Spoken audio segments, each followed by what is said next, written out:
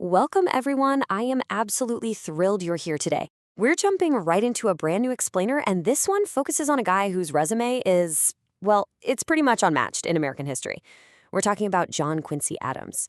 We're going to look way beyond those basic, dry history book summaries and visually unpack the incredibly wild trajectory of his life. Okay, let's dive into this. What if reaching the presidency was actually the lowest point of your career? Sounds completely backwards, right? I mean, for almost anyone else on the planet, the presidency is the ultimate peak. But for John Quincy Adams, his single term was incredibly frustrating and honestly largely viewed as a failure at the time. Yet, and here's the crazy part, his greatest triumphs, his true lasting legacy, they actually bookend that painful presidential stumble. To see exactly how that's possible, here's our roadmap for today's explainer. 1. The making of a statesman. 2. Architect of American power. 3. The presidential stumble. 4. The abolitionist congressman. And finally, 5. An enduring legacy. Let's get right to it. Part 1. The making of a statesman. So John Quincy Adams wasn't just born into a prominent family, he was literally born into the American Revolution. His parents, John and Abigail, gave him this incredibly fierce moral compass and a front row seat to the birth of a nation. Because of that, his timeline is just staggering. Get this, at just 10 years old, an age where most kids are, just trying to survive 5th grade, he's over in Europe observing the negotiations for the Treaty of Paris. By 14, he's serving as a diplomatic secretary in Russia. And by 27, George Washington himself appoints him as the U.S. minister to the Netherlands. The guy was groomed for global diplomacy from the moment he could walk. But, it wasn't just on-the-job training. He was deeply steeped in Enlightenment thinking. He mastered classical literature, history, multiple languages, the whole shebang. And this deep intellectual grounding is absolutely crucial for us to understand. It formed this rigid, heavily principled approach to governance that defined the rest of his life. He truly believed government had a profound moral duty to its citizens, and as you'll see, that set the stage for his biggest battles for justice later on down the line. Which brings us to Section 2, Architect of American Power. Long before he ever sat behind the desk in the Oval Office, Adams served as Secretary of State, and historians widely consider his tenure an absolute masterclass in global statesmanship. But his defining victories actually kicked off just before that gig. In 1814, he was the lead negotiator for the Treaty of Ghent.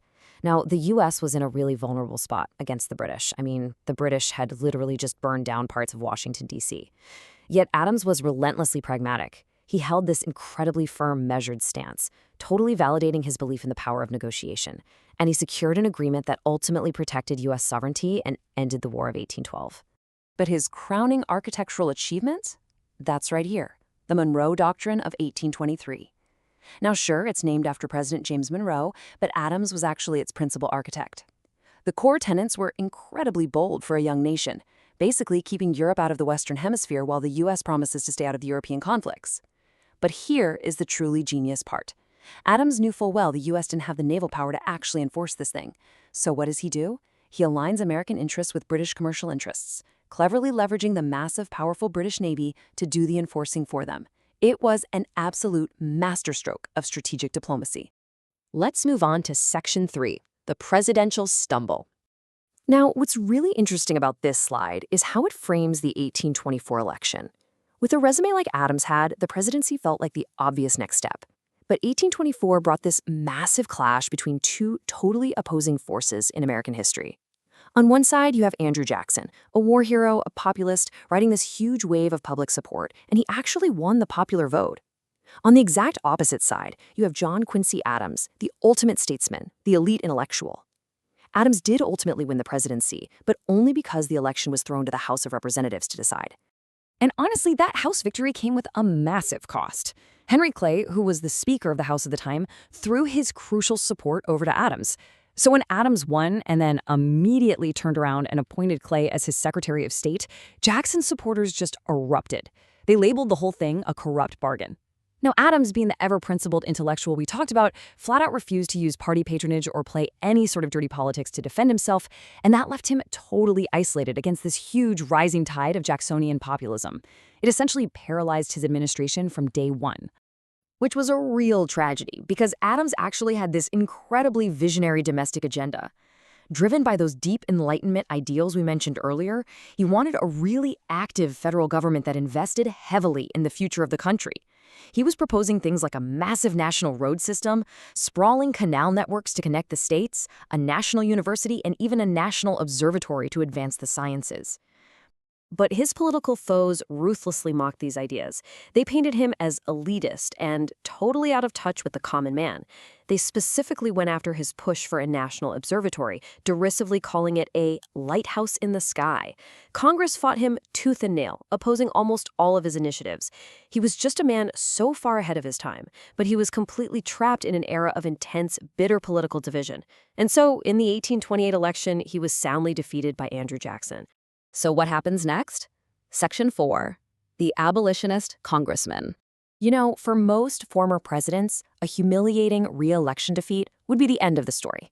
They'd just retire, maybe write a memoir, right? But not John Quincy Adams. 17.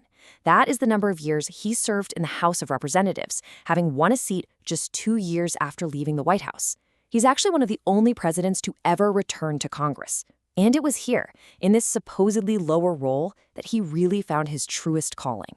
He became an incredibly fierce, relentless advocate for human rights. His absolute defining battle in the House was against something called the gag rule. This was enacted in 1836 by pro-slavery lawmakers, and the rule completely prohibited the discussion of any slavery-related petitions on the House floor. They wouldn't even let them be read. Well, Adams saw this for exactly what it was, a blatant, unconstitutional violation of the First Amendment right to free speech and to petition the government. For nearly a decade, against intense, fierce opposition, and even facing personal threats to his life, he fought tirelessly to repeal it. It was his unwavering moral conviction, combined with his deep, booming voice and those powerful, unyielding speeches against the institution of slavery that earned him a legendary moniker among both his peers and the public. They called him Old Man Eloquent. This was a man who had finally, perfectly aligned his immense intellect with a burning moral crusade.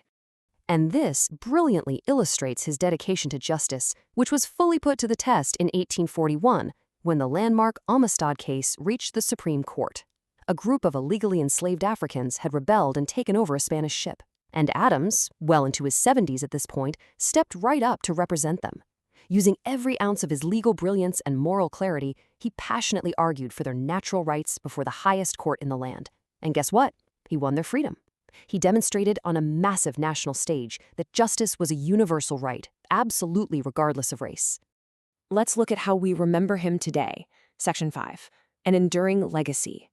Adams literally fought for what he believed in until his dying breath. He actually suffered a fatal stroke right there on the floor of the House of Representatives in 1848. It was honestly such a fitting end for a guy who dedicated his entire existence to public service. But his impact deeply, deeply outlived him. For over 60 years, Adams kept a meticulous diary. Because of his lifelong dedication to intellectualism, we now have this invaluable, incredibly personal, first-hand account of early American political thought. He truly believed in an educated citizenry, and he left his writings behind so all of us could keep learning from him. And that legacy of service, it carried on generationally. His son, Charles Francis Adams, followed right in his diplomatic footsteps. During the American Civil War, Charles Francis served as the U.S. Minister to the United Kingdom, and he played a totally pivotal role in preventing British support for the Confederacy. So you can see, the Adams family's moral compass directly contributed to the survival of the American Republic over multiple generations.